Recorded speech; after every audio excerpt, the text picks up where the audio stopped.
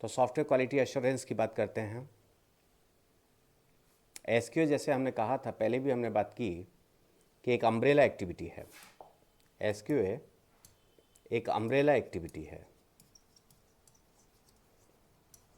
Umbrella activity का मतलब है कि थ्रू आउट लाइफ साइकिल ये आपके साथ चलती है। Through out software development life cycle ये साथ चलती है। ओके, इससे पहले एक बार हल्का सा अपन रिवाइज कर लें जो लास्ट में अपन ने देखा था।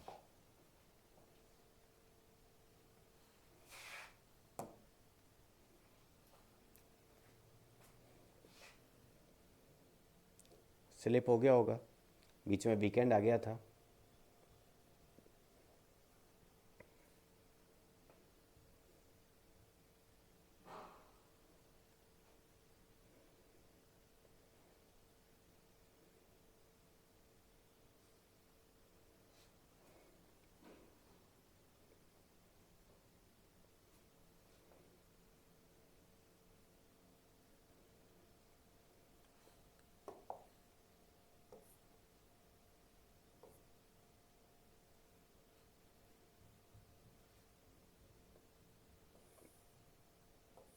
जो लास्ट क्लास में हमने पढ़ा था, आई थिंक हम जो बात कर रहे थे यहाँ से हमने लास्ट क्लास में स्टार्ट किया था।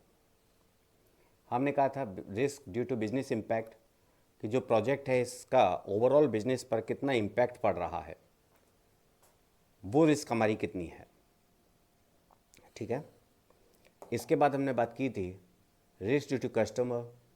कस्टमर की वजह से जो रिस्क आ रही है, हमें देखेंगे भाई इस कस्टमर के साथ क्या हमने पहले कभी काम किया है, कस्टमर को पूरा आइडिया है या नहीं है प्रोजेक्ट का, क्या कस्टमर आपके साथ समय स्पेंड करने को तैयार है या नहीं, क्या कस्टमर रिव्यू मीटिंग्स के अंदर पार्टिसिपेट करने को तैयार है, क्या कस्टमर टेक्निकली सोफिस्टिकेटेड है।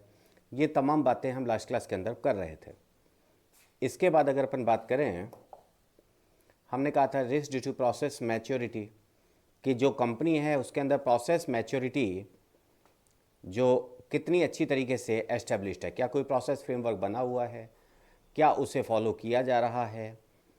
ठीक है, क्या आपके पास प्रॉपर मैनेजमेंट सपोर्ट है, क्या आप प्रोएक्टिव एसक्यूए को काम में लेते हैं, वगैरह वगैरह।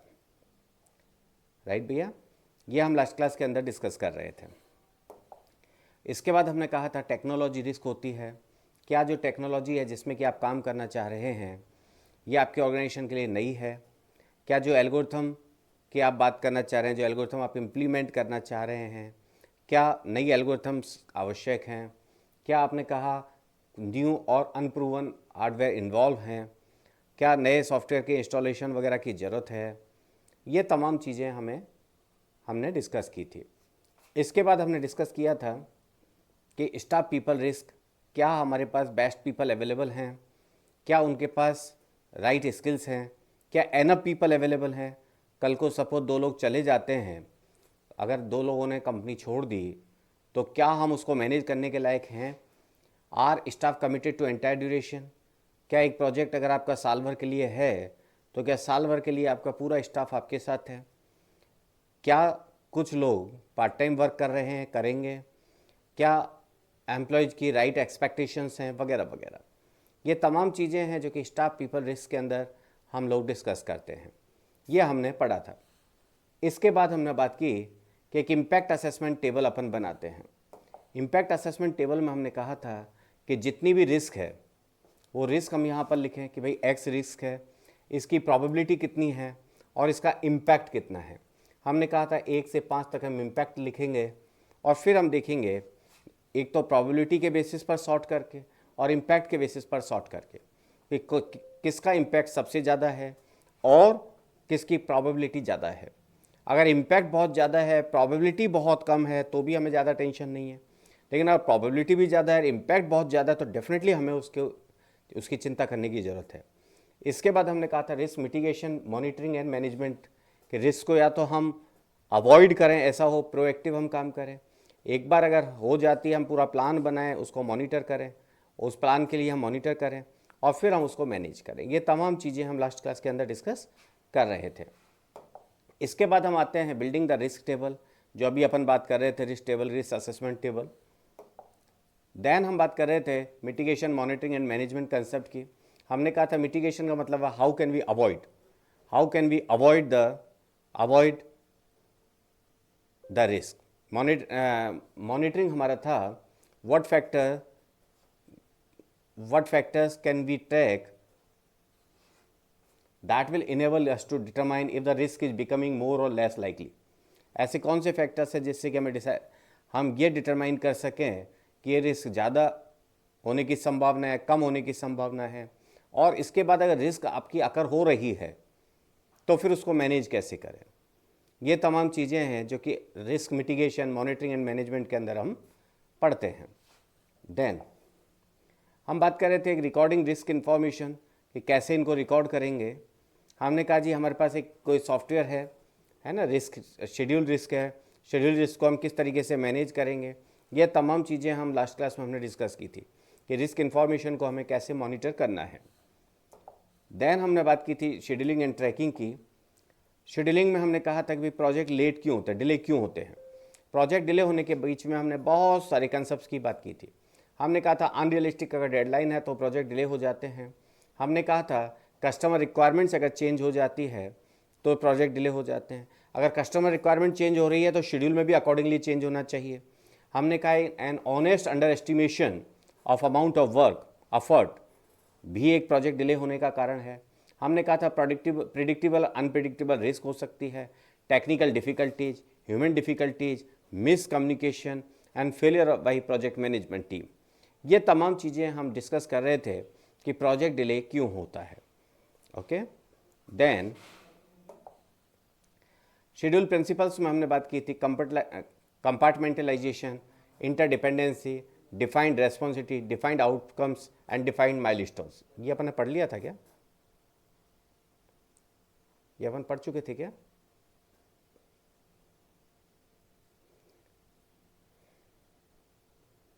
पढ़ लिया था ना?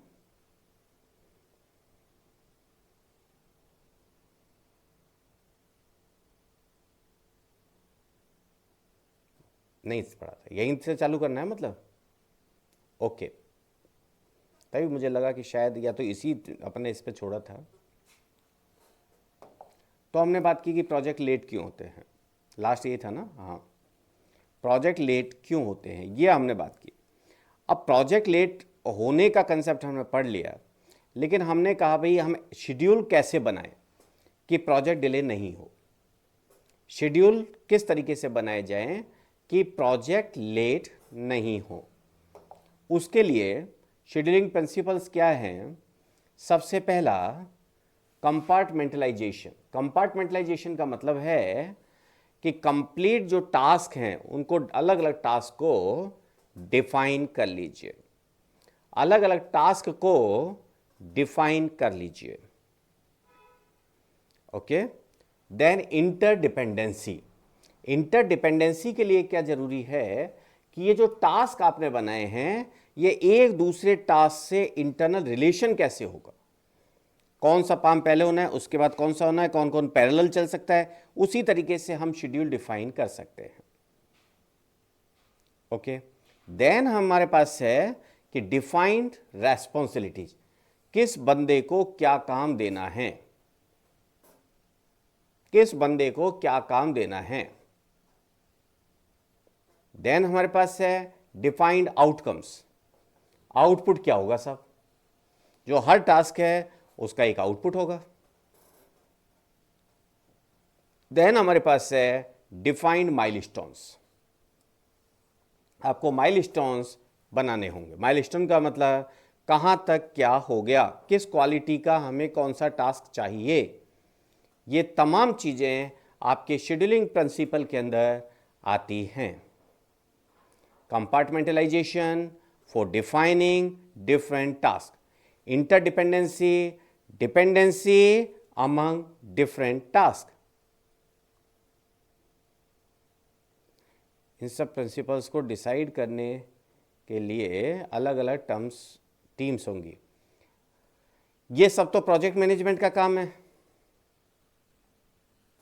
कंपार्टमेंटलाइजेशन प्रोजेक्ट मैनेजमेंट का काम है कि प्रोजेक्ट को कौन कौन से डिफाइन करेंगे। इंटरडिपेंडेंसी प्रोजेक्ट मैनेजर डिसाइड, पहले अपना प्लान बनाते वक्त करेंगे, भाई इन दो कामों को साथ साथ कर सकते हैं, इसको पहले करेंगे इसको बाद में करेंगे। प्रोजेक्ट मैनेजर विल डिसाइड कि किसको क्या काम असाइन करना है। प्रोजेक्ट मैनेजर विल डिसाइड कि which task is producing which output, and project manager himself will decide कि इसका माइलस्टोन क्या है, किस जगह पर इसको कंप्लीट करना है, इसकी क्वालिटी को रिव्यू करना है, वगैरह वगैरह। तो ये शेड्यूलिंग प्रिंसिपल जो हैं ये सब प्रोजेक्ट मैनेजमेंट के टास्क हैं सुनीता जी।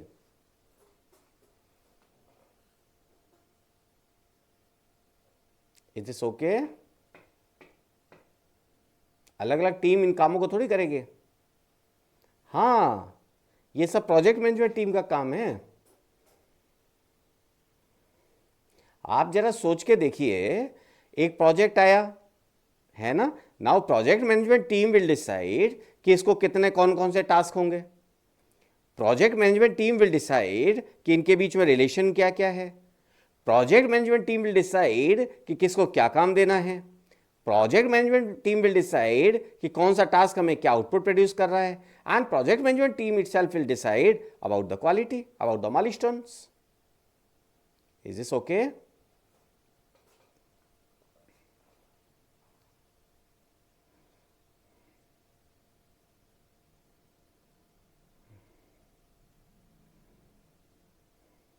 राइट। डिफाइनिंग टास्क सेट, हमने शुरू में टास्क सेट्स की बात की थी। भाई इसको अगर हम वापस से देखते हैं, एक सबसे पहला अपने क्या आता है, कंपार्टमेंटलाइजेशन। कंपार्टमेंटलाइजेशन तो डिफाइनिंग टास्क, तो टास्क सेट हमें डिफाइन करने होते हैं, टास्क सेट हमें डिफाइन करने होंगे। टास्क सेट डिफाइन करने का क्या प्रोसेस होगा, determine type of project, project का टाइप क्या है, then assess the degree of rigor requirements, rigor required, कितना सख्ती से हमें इस प्रोजेक्ट का को इम्प्लीमेंट करना है, कितनी सख्ती से, रिगर। अब उसमें रिगरनेस में क्या क्या चीज आएगी, आइडेंटिफाई एडेप्टेशन क्राइटेरिया। भाई हमने क्लाइंट को दिया और क्लाइंट ने उसको एक्सेप्ट ही नहीं किया तो बड़ी गड़बड़ हो जाएगी हमारे लिए, तो हमें उस क्राइटेरिया को डिफाइन करना पड़ेगा। Then compute task set selector value, task set selector value को हम कंप्यूट करेंगे, भाई कैसे कैसे हमें इसको कंप्यूट करना है। Interpret TSS to determine degree of rigorousness, किस काम को कब कंप्लीट करना है, इसकी रिगरनेस कितनी है। और फिर select appropriate software engineering task, ये सिंपल टास्क सेट डिफाइन करने का एक प्रोसेस है। किसी प्रोजेक्ट मैनेजर को अगर कहा गया कि भाई अब आप ऐसा करो कि ये प्रोजेक्ट है बनाना है, इसको छोटे छोटे पार्ट्स में डिवाइड कर दीजिए, what project manager will do, ये देखेगा भैया प्रोजेक्ट किस टाइप का है, ये देखेगा भैया ऐसा करो इसमें अब अपने को देना कब तक है इसको। हमने कहा जी आपको 31 मार्च 2025 तक कंप्लीट करना है। अब ये देखिएगा कि भैया क्लाइंट को कैसे कैसे इसका एडेप्ट करेगा, एक्सेप्ट करेगा। देन टास्क सेट बनाएगा, किसका आउटपुट क्या होगा, किसको कब देना है, ये तमाम चीजें। ये टास्क सेट डिफाइन करने के लिए प्रोजेक्ट मैनेजर के द्वारा